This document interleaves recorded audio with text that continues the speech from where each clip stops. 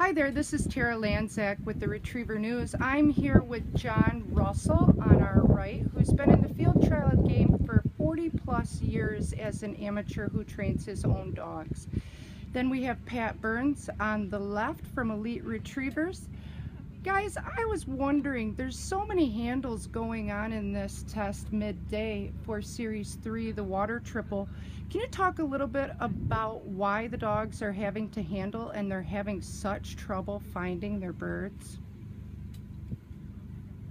Well, I think the factors in a test like this always change. And as you get increased velocity in wind, it can have a huge impact on a test like this. And as the wind is picked up and it's blowing out of that middle field to the wrong side, I think the dogs are happy to take that influence because of the discomfort they feel at the initial look of having to run in there between the two guns, the flyer guns and the guns that threw the bird.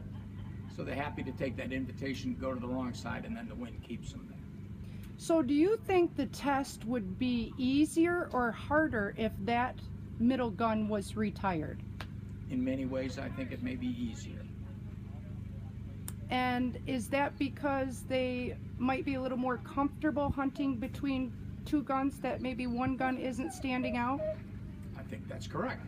That as training techniques and philosophies change over the years, the dogs will always show that. And I think one of the things in the last few years is the dogs have become comfortable hunting both sides of a flyer gun. We see a lot of mamas and papas, as they call it, and what have you.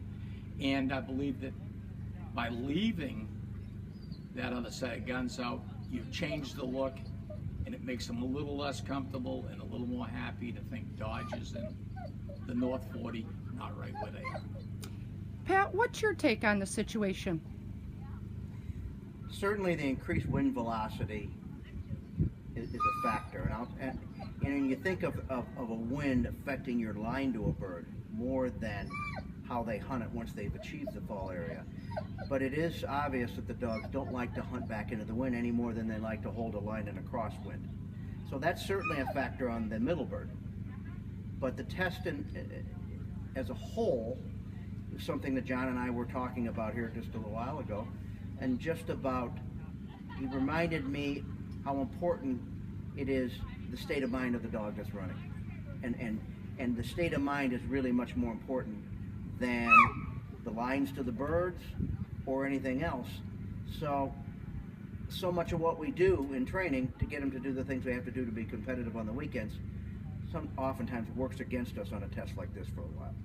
When you talk about the state of mind of the dog, are you referring to some of the dogs who are wanting to stay in the water and not necessarily exit on the left-hand shore? I think it affects both birds. I think a dog that's being careful and cautious and trying to follow the rules, so to speak, can fall victim to seeking more water to the left that's visible on the middle bird, avoiding the previous line of the previous retrieve by flaring a little bit on the flyer guns, and the fact that that middle bird is a pheasant, and there's probably a fair amount of duck. They've just picked up a live duck.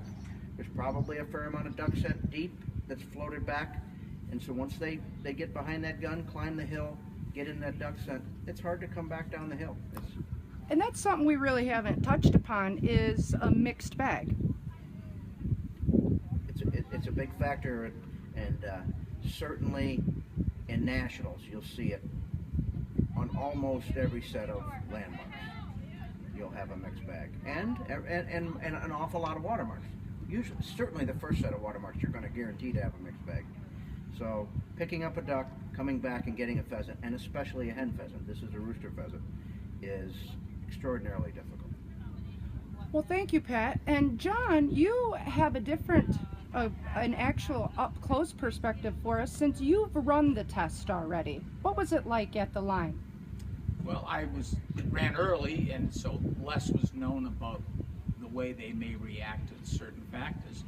And I would have to say the factors were a little different. The wind was not at the velocity it is now, so that was less of a factor. But with the unknowns, you're wondering how they're going to react to that bird with the long water look that didn't take into the bird. And that closeness of the two guns on that middle bird, curiosity how they react to that. And of course, every dog's different. You know, some dogs are more intimidated by that look than others. I would say that that mixed bag aspect is huge, particularly for the dogs that run in the part of the country where they don't use a lot of ducks. You know, they're less familiar with that situation. Which I meant pheasants, actually. They don't use a lot of pheasants. I'm sorry, I beg your pardon. Yeah. That use mostly ducks, and then when they have that scent issue, they're less comfortable with it, and it's certainly something you'll always see at a national, and I think it's a valuable trait. You know, you're talking about a national champion, the versatility of the dog, the dedication to different scents, the ability to watch a hen pheasant fly with a quick wing beat flying a long way is very different for a dog to look at even. So all those factors come into mixed bag test. I think this one is the important one. Lots of dragging a duck scent around the edges of the water and then having to stop and look for a pheasant. I think it's very important and very difficult, particularly for the dogs that are less experienced at it.